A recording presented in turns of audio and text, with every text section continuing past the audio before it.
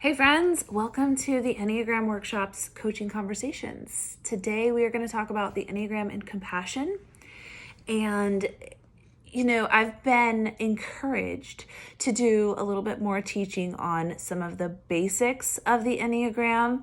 And I teach a whole course called Enneagram for Individuals on the basics of the Enneagram. I just build it up from foundation up to the top. We talk about wings, we talk about subtypes, we talk about stress and security, we talk about all the different types, we talk about how we grow in our type. We just cover everything. It's kind of my signature course. But as far as on my social media platforms, I am much more focused on bridging the gap between Enneagram information and life transformation. So what do we do when we find our type and we think, oh my gosh, this is crazy. How does the Enneagram know me so well? I feel so seen. This is incredible. What do I do with this now? And it's not always apparent how we work with this information that we have just uncovered. It's not always clear what it looks like to apply what we've learned and actually transform our lives. And most of us, when we find the Enneagram, or when the Enneagram finds us, does anybody else feel like it's the Enneagram who found me, not me who found the Enneagram? Most of us find it during a time when we really need to find it because we need to start growing beyond our type. We end up in a space where we're bumping against the limitations of our type, where we are feeling like the way that I've always made myself move through the world is no longer really working for me. And maybe there's something more. Maybe there's a different way. Maybe there's an expansion that needs to take place. And there is. And the Enneagram really does not only define where we're at and who we are and how we see the world, but it does really give us a very clear path of how to grow beyond that, how to allow that false self to fall away and bring balance and step into the fullness of who we're actually created to be, which is much more than our type. And so I'm really hoping to bring to the Enneagram teaching space a real focus on practically taking information and bringing it into our lives. This is a workshop, right? In a workshop, I don't call this the Enneagram classroom. I call this the Enneagram workshop because we're going to work. And I am planning to do some more teaching in the near future on some of the basics because it is important to know. I do, just be in full disclosure, feel so humbled to even attempt to go after some of these basics because I just feel like the teachers I have learned from, I respect them so much. And I think they're just mind-blowingly phenomenal. And I feel humbled to even try to attempt at my version of a teaching of the basics. But I trust my training is good. I trust my foundations are good. And I'm excited to bring you some more basic teachings. But I have to first address the Enneagram and Compassion before I go there. And the reason why I need to address this, I've got 4 kids and I would never let them use a sharp knife if I hadn't first taught them how to use it safely. And so think of this as my maternal instincts coming out and wanting to really teach you Enneagram safety by teaching you Enneagram and Compassion and how the two go hand in hand. Because if the Enneagram is not coupled with compassion, it can become a weapon. And I don't just mean us using it against others as a weapon, which can happen where we kind of think, I know your type now, so I can just cut you down to size and manipulate. And that's definitely like very clearly wrong. And I think that's kind of an obvious way that it's very wrong to use the Enneagram. But there's another way we can use the Enneagram as a weapon, and that's for ourselves. When we're using it at ourselves and with ourselves, we can tend to be much harsher toward ourselves than we would ever be with others. And in that sense, the Enneagram can kind of wound us and kind of leave us limping along and not sure where to go from here and not sure how we got here. And I don't want that for you. So I'm going to talk today about 4 ways that we can become more compassionate with ourselves as it pertains to how we use the Enneagram. And then you can look forward to some more Enneagram building blocks, basics, ABCs of the Enneagram coming up next. So first off, a way we can be compassionate with ourselves as we use the Enneagram is to let it meet us where we are at. And this takes some humility to just admit where we're at, because we probably all wish that we were ready for life transformative, deep inner spiritual work. And some of us may be, and some of us may not be. And some of us may be in a season of survival. Some of us may be in a season of healing, and we just need some tender work. We don't need some deep life transformative work. We just need some gentleness. And the Enneagram can be gentle, and the Enneagram can be ruthless. And it's up to us to know how deep we're ready to go and we're willing to go, and we may not be ready in that moment, and that's okay. Just because it can take us 100 feet deep doesn't mean it can't also be used for 2 inches deep, and that's what we need at this moment. And this first point is the easiest to also apply to others.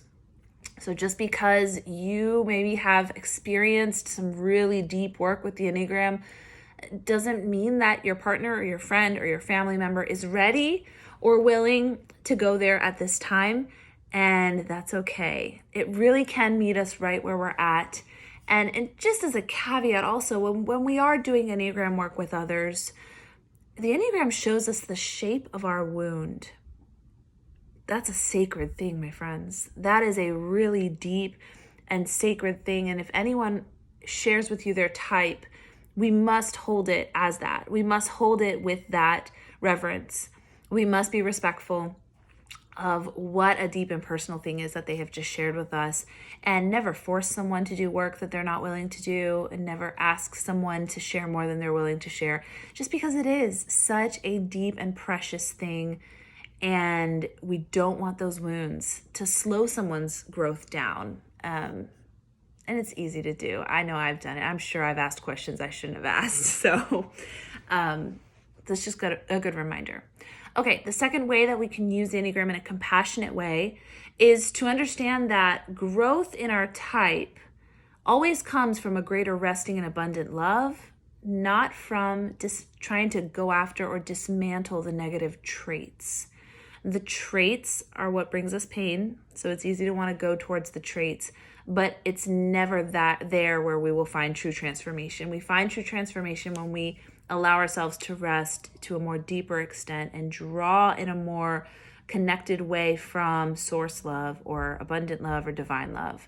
There's a great quote from Richard Rohr that says, if you go after false self is what we can call sort of all those negative traits of our type, or the parts of us that I don't really love. If you go after false self directly, it will only disguise itself further, while you in the meantime get to feel quite virtuous. False self is tricky, and it knows us, and it knows how to get away with things. If we try to go after it directly, oftentimes it slips right through our fingers. Kind of like if you're trying to grab a piece of soap, the harder you grab it and the more directly you go after it, it just kind of flips right out of our hands. But if we kind of just hold it gently and decide to shift our energy from the dismantling of negative traits over to the resting deeper in divine love, this is actually where we're going to find that the false self naturally falls away, rather than us having to aggressively put it to death or tear it apart. And that's a beautiful, compassionate way to go about Enneagram work, is I'm going to allow myself to be loved more deeply rather than try and pick apart all of my flaws and make them go away. Do you see how there is such a difference in the approach? And it can feel very counterintuitive, especially if you've grown up in the mindset that, well, if you have a flaw, we got to fix it. If there's something wrong with you, we got to make a plan and get rid of it and get better and self-improvement, and we can be better and do better. And all of that is kind of ingrained in a lot of us. But if you can shift over to that gentler, more compassionate way of being, you're going to find that the transformation actually becomes deep and real and true and lasting. And it feels good too. Just kind of a fun little perk. Who would have thought self-improvement and growth can actually feel good? The third way that we are going to be more compassionate with ourselves during this work is to allow ourselves to be our type. And this often happens at the beginning of our journey. So if you're deep into your journey, you may not struggle with this as much, but it can still pop its head every once in a while where we kind of feel like, oh, I just wish I was the nurturing 2, or I just wish I was the amazing powerhouse of an 8. I wish I had the understanding of a 5, and we can just kind of reframe and kind of struggle against being our type. A lot of times the Enneagram shows us the absolute and full truth of our type and who we are, and that can be really uncomfortable, and that can kind of lead us to want to like, no, that can't be. I don't want to know. I don't want to be. I don't want to allow myself to actually say, yeah, that's me. That's me for better or worse, and all my glory and all of my absurdity. That is me, and I'm going to allow myself to be my type, because my type is what has gotten me through life up to this point, and I needed it, and there's no shame in it, and I'm just allowing myself to be myself. That's a really powerful place to be.